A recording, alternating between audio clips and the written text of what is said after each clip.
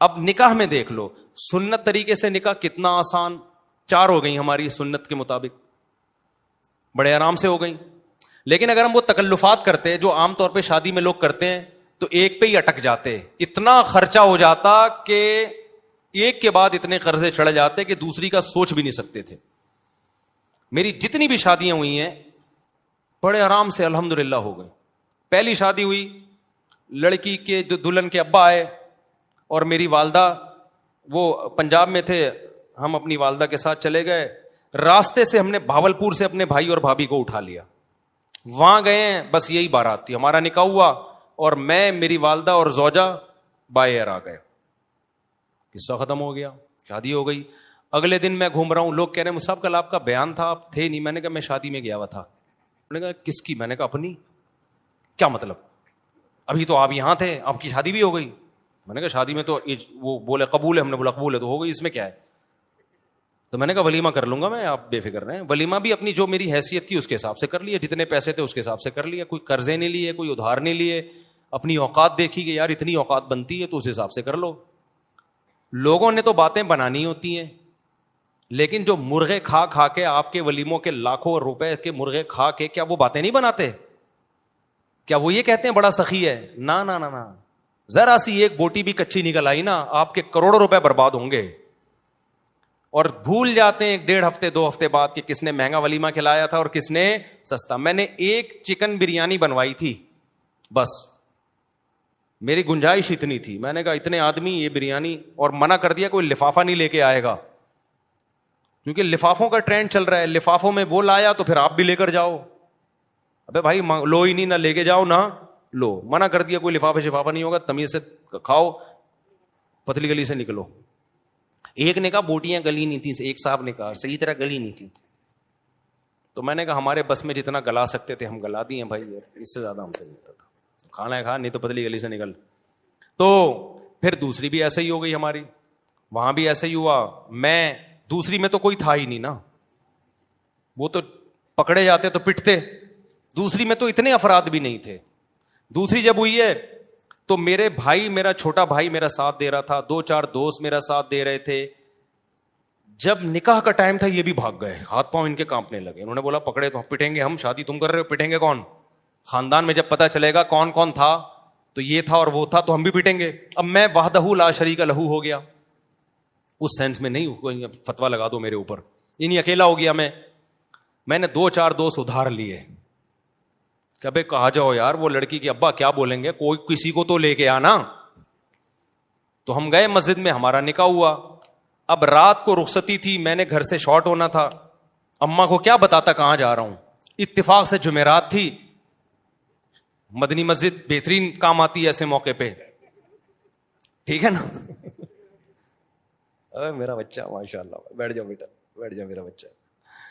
تو جمعرات کو بہترین آپشن تھا میرے پاس کہ جمعرات ہے بھائی. تو رخصتی میں بھی ہماری جو زوجہ, ان کے والدین تھے, ہم تھے, اور شاید ایک آدھ محلے پڑوس کی جن کو پتا تھا, بس وہی تھے. باقی جو ہمارے گھر والے تھے ان کے رشتے دار تھے. تو یہ ہمارا ہو گیا ولیمہ. 2 کمروں کا, 1 کمرے کا میں نے گھر لیا تھا, میری اوقات یہی تھی بھائی, اس سے زیادہ میری اوقات تھی نہیں. 1 کمرے کا گھر میں نے رینٹ پہ لیا, اس میں 1 کچن 1 واش روم, 2500 اس کا کرایہ تھا. میں نے بتا دیا سسرال کو فی الحال میری یہی اوقات ہے بھائی, اگر آپ نے بھیجنا ہے تو اسی میں رہ لیں, جب اللہ تھوڑا آمدن اچھی کر دے گا تو ذرا اچھا گھر لے لیں گے. ان کو بھی اللہ نے شعور دیا تھا, انہوں نے کہا بھائی اچھا رشتہ, ان کے خیال میں اچھا رشتہ تھا, چلو بھائی اللہ مدد, توکل کیا اللہ پہ, تو ہماری شادی ہو گئی. جیسے جیسے بچے ہوتے گئے اللہ تعالیٰ مالی وسعت بھی دیتا چلا جاتا ہے. دیکھو ایک بہترین مثال دوں آپ کو, جہاں درخت زیادہ ہوتے ہیں نا بارشیں وہیں ہوتی ہیں. کیا خیال ہے؟ درخت کھینچتے ہیں بادلوں کو. اگر کوئی کہے یہاں درخت بارشیں تو ہوتی نہیں, درخت کیسے لگے گا, ابے تو لگا تو بارشیں شروع ہو جائیں گی. اب کوئی خاتون کہے بھائی میری تو چھاتیوں میں دودھ ہے نہیں, میں بچے کو دودھ کیسے پلاؤں گی, ابے پیدا تو کر, دودھ بعد میں آئے گا. تو جو لوگ کہتے ہیں نا ہمارے پاس پیسے ہی نہیں ہے, شادی کیسے کریں, بچے کیسے پیدا کریں, او بھائی پیدا کرو گے تو آئیں گے. اللہ نے اس کا جو بچے کا رزق اپنے ذمے لیا ہے تو اس کے باپ ہی کو تو دے گا نا. ڈائریکٹ بچے کی تھوڑی جیب ہوتی ہے جس میں اللہ پیسے ڈالنا شروع کر دے. تو ہم نے اس فلسفے کو ہم جانتے تھے بھائی ابھی تو پیسے نہیں ہے, جب شادی ہوں گی بچے ہوں گے تو پیسے بھی کیا ہوں گے, آ جائیں گے. فی الحال 1 کمرے کا گھر میں کرائے پہ لے سکتا تھا, 1 کمرے کا گھر ہم نے لے لیا. جس کی میں دیوار میں نا کیل ٹھوک رہا گھڑی لگا رہا تھا, تو مالک مکان پڑوس میں رہتی تھی, اس نے کہا دیواروں کا بیڑا غرق کر رہے ہیں. اس کو پتہ نہیں تھا مجھے آواز آ رہی ہے, مجھے ابھی تک یاد ہے, دیواروں کا بیڑا غرق کر رہے ہیں یہ لوگ. ویسے وہ میرا بڑا احترام کرتی تھی, جی مولانا صاحب ہیں, بڑا عزت دیتی تھی مجھے. وہ مالک مکان خاتون تھی, اللہ کرے کہ وہ حیات ہوں, اللہ ان کی عمر میں برکت دے, اور اگر انتقال ہو گیا تو اللہ مغفرت کرے. تو بڑا عزت دیتی تھی نا مجھے, مولوی صاحب ہیں ماشاءاللہ. ان کو نہیں میں نے بتایا تھا میری دوسری ہے, ورنہ کرائے پہ گھر ہی نہیں دیتے. دوسری کر کے کرائے پہ گھر مانگو گے, مالک مکان نہیں دے گا. ان کو ہم نے نہ یہ بتایا, وہ سمجھ تھی پہلی عقل مند آدمی لگ رہا ہے تو پہلی ہی کر رہا ہوگا. تو وہ بڑا عزت تھے ماشاءاللہ ماشاءاللہ بیٹا. تو وہ ویسے ان کی دیوار ہمارے بالکل ساتھ لگتی تھی, آوازیں آتی تھی, تو میں کیل ٹھوک رہا ہوں, کہیں دیواروں کا بیڑا غرق کر رہے ہیں. مجھے بڑا اچھا لگا ان کا یہ جملہ. خیر, تو اسی طرح بھائی ہماری سادگی سے ہو گئی نکاح. پھر ہم نے تیسری بھی اسی طرح کر لی. وہ کیسے ہوئی تھی ابھی مجھے ساری شادیاں یاد نہیں ہیں کہ پوری ڈیٹیل, وہ بھی ایسے ہی ہوئی تھی, بلکہ وہ تو اتنی آسان ہوئی تھی. ہم بیٹھے ہوئے تھے, تو جو ہماری زوجہ ان کے گھر والے تھے, انہوں نے کہا کہ بھائی کیا خیال ہے. پھر مجھے پورا جو ہے نا معلومات لی, کیا آمدن ہے. میں نے کہا بھائی یہ ہماری آمدن یہ ہے, ٹوٹل یہ ہے, تو اسی میں 2 ہیں تو اور چل ہی رہا ہے, اللہ کا شکر ہے. تو انہوں نے کہا بھائی بندہ, ان کا خیال تھا بندہ صاف بات کر رہا ہے, کوئی 2 نمبری نہیں ہے. تو وہ علماء کا خاندان تھا. وہ کون تھے؟ وہ علماء تھے.